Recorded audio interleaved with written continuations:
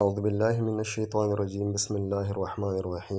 آج بیٹھے بیٹھے کچھ الفاظ ایسے میری آنکھ کے سامنے سے گزرے کہ میرا دل چاہا کہ آپ بھائیوں سے اور دوستوں سے شیئر کروں۔ ہم عموماً کہتے ہیں کہ پرانے وقتوں کے لوگ جاہل تھے اور وہ بیوقوف تھے اور کیا کیا ہم لوگ باتیں کرتے رہتے ہیں۔ آج میرے ایک جگہ سے گزر ہوا تو گاڑی میں بیٹھے ہوئے چند نوجوان بچے تھے اسکول اور کالجز کے، ایک بزرگ بیٹھ رہے تھے تو ان کو جگہ نہیں دے رہے تھے، تو اس چیز سے مجھے بڑا احساس ہوا اور میں نے یہ بات چھیڑ دی کہ پرانے وقتوں کے لوگوں کو، بزرگوں کو لوگ جاہل کہتے تھے، لیکن وہ جاہل نہیں تھے۔ اصل معنی میں جو آج کے نوجوان ہیں، جو پڑھے لکھے حضرات ہیں، آپ لوگ خفا نہ ہوئے اگر میری بات سے، لیکن میرے خیال سے وہ زیادہ جاہل ہیں۔ کیوں؟ جو علم انہوں نے حاصل کیا ہے دنیا میں، اس میں یہ سمجھتے ہیں کہ ہم لوگ بہت ہی زیادہ پڑھے لکھے اور یہ لوگ بیوقوف ہیں۔ اب ان کو نہیں پتہ کہ ان کے والدین کے جو استاد تھے وہ وہی جاہل لوگ تھے جو آج اس دنیا میں نہیں رہے۔ کچھ جو حیات ہیں ان سے ہم لوگ سیکھتے نہیں اور وہ ہمیں برے لگتے ہیں۔ تو میں آپ سے وہ باتیں شیئر کرتا ہوں جو میں آج میری آنکھوں کے سامنے سے گزری ہیں، آپ یقیناً ان کو پسند کریں گے اور آگے شیئر کریں گے۔ تو اس میں یہ ہے کہ سب سے پہلے کہتے ہیں کہ مرد کے کپڑوں میں عورت کی صفائی دکھائی دیتی ہے۔ اس کا مطلب یہ کہ اگر سلیقہ مند ہے تو وہ جو ان کا بھائی یا والد یا شوہر ہوگا تو وہ ان کے کپڑے صاف ہوں گے اور عورت کا سلیقہ جھلکتا ہوا نظر آئے گا۔ دوسرے نمبر پہ یہ ہے کہ عورت کے لباس میں مرد کی مردانگی ظاہر ہوتی ہے۔ اس کا یہ مطلب ہوا کہ جو مرد حضرات ہیں، اگر وہ خیال کرتے ہیں اپنے گھر کا تو وہ پتہ چل جاتا ہے کہ اس کی عورت کس حال میں رہ رہی ہے۔ اور لڑکیوں کے لباس میں ماں کے اخلاق نظر آتے ہیں۔ سمجھ گئے ہوں گے کہ اس کا کیا مطلب ہوا۔ ہم محبت، رواداری، وفاداری، احترام اور تمام اعلی اقدار پر پلی ہوئی نسل ہیں۔ ہم ان مردوں اور عورتوں کے درمیان رہتے تھے جو پڑھنا لکھنا نہیں جانتے تھے، لیکن انہوں نے تعلقات اور احترام میں مہارت حاصل کی۔ انہوں نے ادب نہیں پڑھا لیکن ہمیں ادب سکھایا۔ انہوں نے فطرت کے قوانین، حیاتیات کا مطالعہ نہیں کیا لیکن انہوں نے ہمیں شائستگی کا فن سکھایا۔ انہوں نے رشتوں کی ایک بھی کتاب نہیں پڑھی لیکن اچھا سلوک اور احترام سکھایا۔ انہوں نے مذہب کا گہرائی سے مطالعہ نہیں کیا لیکن ہمیں ایمان کا مفہوم سکھایا۔ انہوں نے منصوبہ بندی کا مطالعہ نہیں کیا لیکن انہوں نے ہمیں دور اندیشی سکھائی۔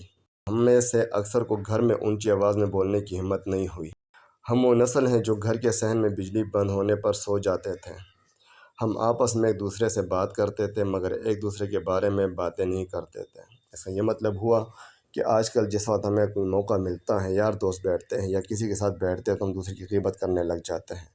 تو پرانے وقتوں میں یہ باتیں نہیں ہوتی تھیں، یہ باتیں ابھی جا کے شروع ہوئی ہیں اور ہم ہمیشہ اپنے بھائی کا گوشت کھاتے رہتے ہیں۔ ہم آپس میں ایک دوسرے سے بات کرتے تھے مگر ایک دوسرے کے بارے میں باتیں نہیں کرتے تھے۔ میری دلی محبت اور تعریف ان لوگوں کے لیے جنہوں نے ہمیں یہ سکھایا کہ والدین کی عزت ہوتی ہے، استاد کی عزت ہوتی ہے، محلے دار کی عزت ہوتی ہے، رفاقت کی عزت ہوتی ہے اور دوستی کی عزت ہوتی ہے۔ ہم ساتھ پڑوسی کی عزت کرتے تھے اور بھائی اور دوست کے اخراجات اور راز بانٹتے تھے۔ آج کل اگر کہیں استاد نظر آتا ہے معاشرے میں تو جو طلباء ہوتے ہیں وہ ایسے سینہ تان کے کھڑے ہوتے ہیں کہ جیسے وہ اس معاشرے کے بہت بڑے پنے خان ہیں یا بہت بڑے بدماش ہیں۔ مین کے ٹیچر کی وہ عزت نہیں رہی۔ اب جب ہم چھوٹے تھے، ہمیں اگر کہیں دور سے 2-3 کلومیٹر دور سے بھی اگر ہمیں ٹیچر نظر آتے تھے تو ہم راستہ بدل دیتے تھے۔ راستہ کیوں بدلتے تھے؟ کہ کل ہماری خیر نہیں ہوگی اسکول میں۔ جبکہ آج کل کے جو ہمارے بچے ہیں، خفا ہونے کی بات نہیں ہے، وہ ٹیچر کی قدر جانتے ہی نہیں ہیں، نہ والدین کی قدر جانتے ہیں، نہ بہن بھائی کی محبت جانتے ہیں، نہ رشتہ داروں کی محبت جانتے ہیں۔ تو یہ بڑے افسوس کی بات ہے۔ میرا ان بچوں سے، بھائیوں سے یہ گزارش ہے کہ کم از کم اخلاقیات اپنائیں۔ اخلاقیات آپ اپنائیں گے تو آپ کی عزت ہوگی، اور اگر آپ اخلاقیات سے ہٹ کے باتیں کریں گے تو آپ کی کوئی عزت نہیں ہوگی۔ تو ان لوگوں کے لیے جنہوں نے وہ خوبصورت لمحات گزارے اور اس نسل کے لیے جس نے ہمیں پرورش اور تعلیم دی، اور میں ان سے کہتا ہوں ان لوگوں کے لیے یہ سارا صحرا کس کے سر ہے؟ یہ ان لوگوں کے سر ہیں کہ جنہوں نے وہ خوبصورت لمحات گزارے، اور اس نسل کے لیے جس نے ہمیں پرورش اور تعلیم دی۔ اور میں ان سے کہتا ہوں کہ آپ میں سے جو زندہ ہیں، اللہ رب العزت آپ کی حفاظت فرمائے اور صحت عطا فرمائے۔ جو ہمیں چھوڑ کر اس دنیا فانی سے چلے گئے ان کی بخشش فرمائے، آمین ثم آمین۔